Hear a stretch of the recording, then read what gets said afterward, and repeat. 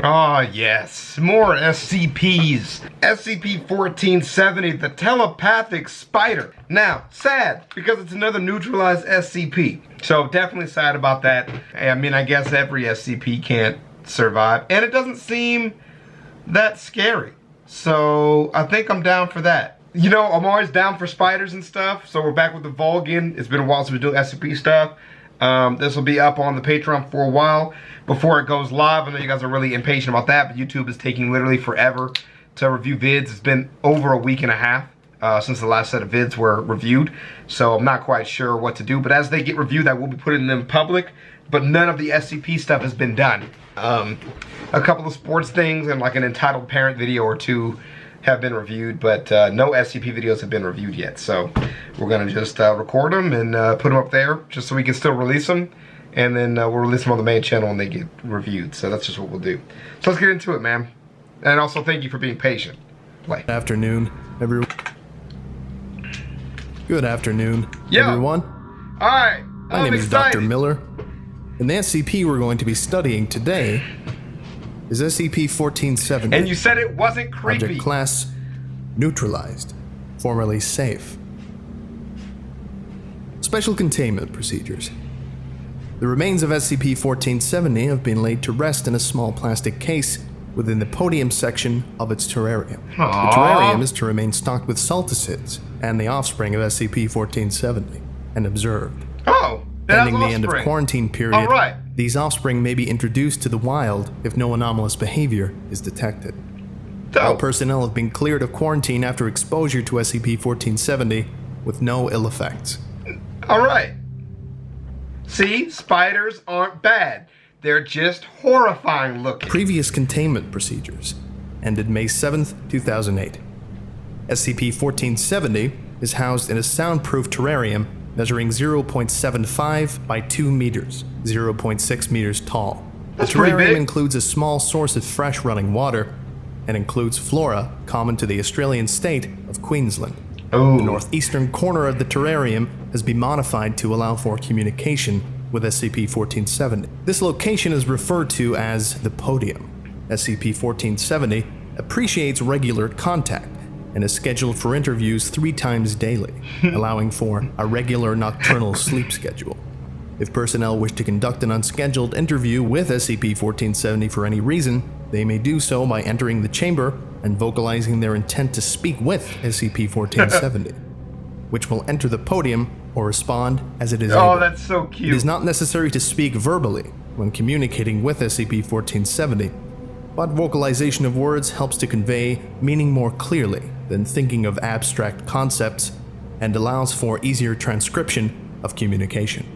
SCP-1470 is not capable of understanding the range of human thought, so it is highly recommended that researchers only use basic concepts and short statements.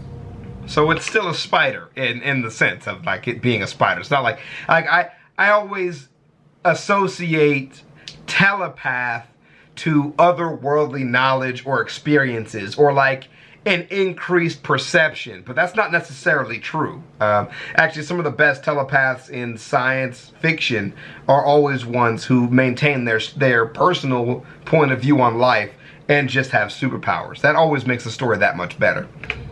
SCP-1470's terrarium should be stocked with a monitored population of mundane salticids, web-building spiders, and their own prey insects to serve as prey for SCP-1470.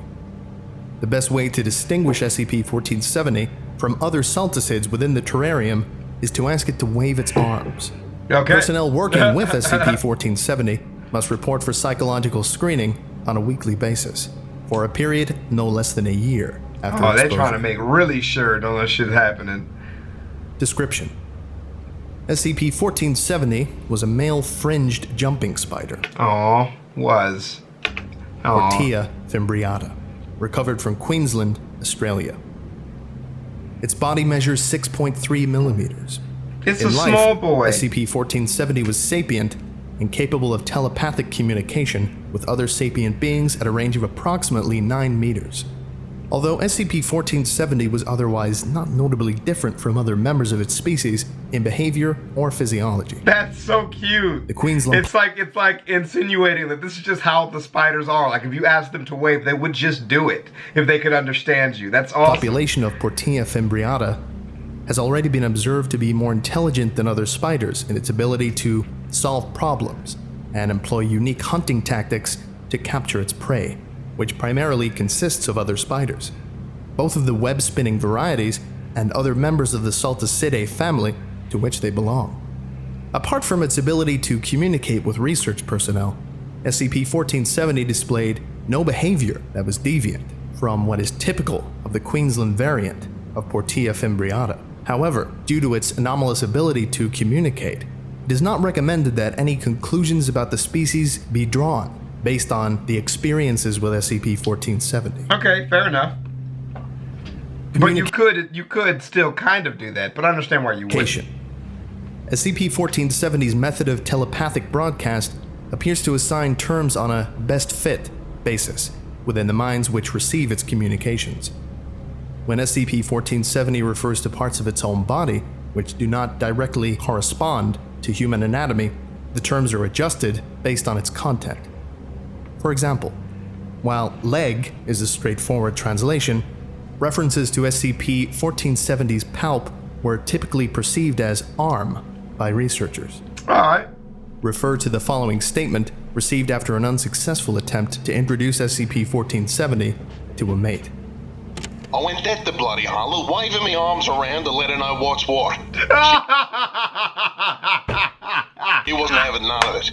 She smacked her lips at me and gave me a good drumming with her arms and legs. And I know, it was because of that hideous red stripe you asked to put on me ass. Really makes a fella stand out in ways he's not supposed to. I'm sorry. I'm sorry. Again, telepath, I'm still envisioning an elegant spider, or maybe a meek spider with a small voice. This dude is raw, bro. You know, those savages might not notice it much, but you can't fool a proper lady. Right. So anyway, I had to tie a bungee and make a jump for it, before sailing back to me tent to nurse me pride. Is that bad? That's not even a bad accent either. He's crushing it. As is typical of statements made by SCP-1470, it was perceived in a way that could almost be spoken by another human. It was also typical to perceive these statements in a strong regional dialect. Oh my god, that's Note, so however, funny. that harlot was used as a derogatory term and does not imply prostitution, a concept alien to Portia fimbriata. Thank you. Refer to the chelicerae, where a spider's fangs are stored. Arms refer to the palps bordering the mouth, which are larger in males and used for display purposes. In this case, they were used to make the female aware of SCP-1470's presence and lack of intent to harm her. Arse refers to abdomen and the red stripe that was painted there at one time to distinguish SCP-1470 from other spiders. Tie a bungee refers to laying down a safety line of silk before making a jump off to the surface the spiders were located on. And sailing is a straightforward description of drifting down on a loose strand of silk while airborne.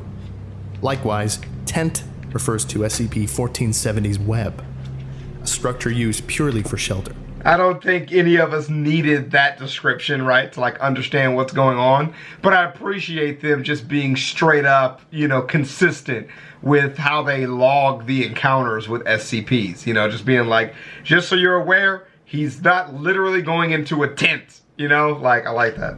The red stripe was removed from SCP-1470 afterward, and a less mature female was introduced to the terrarium.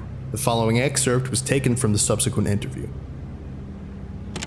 Hey, not so loud, mate. You'll wake the little Sheila. Hey. Your interaction with her seemed to go better. How was she doing? She was pretty scared when she got tossed out here by those big predators. At least, I think she was. She can't talk to me like we can talk. None of them ever can. But she shows me she cares in her own way. She asked me back to her place, and we're going to stay there until she's ready. Ready for what? You know, Can't be a Yeah. gentleman if we talk about it so plainly, He's you know? a gentleman, Not the bro. way you guys do. Anyway, I guess I should say thank you. It's not what I wanted, but it'll do. You told me you wanted a mate. I told you I wanted a wife. A mate is a friend. We're mates, right? You're fun to talk to, but I wanted someone I could look in the eyes while I talked to them. We've never found anyone else that can talk like you do. Oh, looking for another SCP. Well, it's what separates us from the savages, right? You mean your prey species? Right. You're different from them, because you can talk like I do. I would never eat something that could talk. She can't talk, but I can tell she's like me. Just needs time to grow some. That'll be very soon.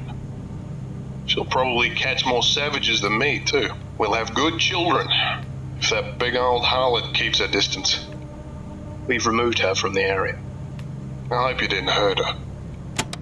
Note that cohabitation in the same web between a male and a sexually immature female is not uncommon in Portia fimbriata. The Is that female's really maturity true? was reached within the next 2 weeks, and SCP-1470 left the web after copulating. As is normal for the species, the female did not devour or kill SCP-1470. And if you watched, we did a video about spiders, and we kind of talked about that in a little bit more depth. If you want to see it, I'll link it. The following is excerpts from the final interview. Hey, is anyone out there? Hello, I'm here. We're just doing some work in your enclosure. What? The podium? It's enclosed, but I don't see you in here. I'm outside your podium. The podium doesn't have an outside, you daft bint. How come I can't get outside it? Do you see me waving my arm at you? This is a note from Dr. Westington. Unintelligible, wordless dread would be the most apt description of what I felt from SCP-1470, which Wow. fled the podium shortly thereafter, in a manner that suggested it was trying to avoid a predator. Portia fimbriata has excellent vision, although at a very short range. SCP-1470 had reacted to us visually before, but never in such a manner that suggested it realized we were the beings speaking with it. Right, so it never really saw y'all. Yeah, that's what I thought. I will not hurt you. We like talking with you and we want you to live. I never realized you were so big. How can anything be so big? Why did y'all do this to my mans? You gotta ease him into it. This is another note from Dr. Westington. SCP-1470 refuses to communicate for 2 hours. I Yeah. remained at the podium, attempting to coax him back into interaction. I'm sorry. I just thought we were like each other. But that you just wanted to stay hidden because I'm kind of the king of the jungle around here. At least I thought I was. Maybe I should have. We've tried hard not to alarm you. What are you?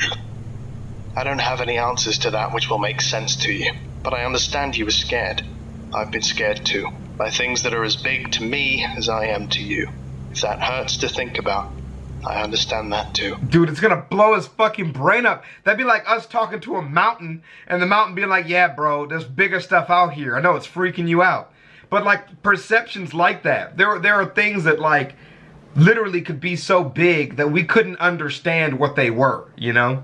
So that's The weird. children won't talk to me. But the ones that lived are doing alright. I guess that isn't important to something like you, though.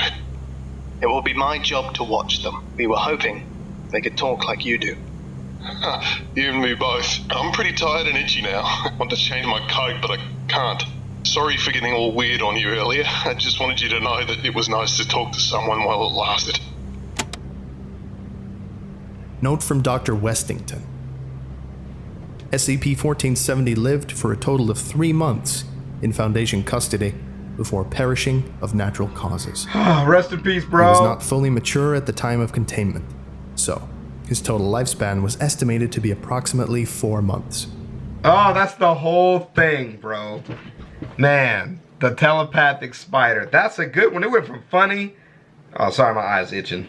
It went from like funny to like weird, like real quick, of like existential horror, you know? Kind of like a H.P. Lovecraftian kind of representation of the world, you know?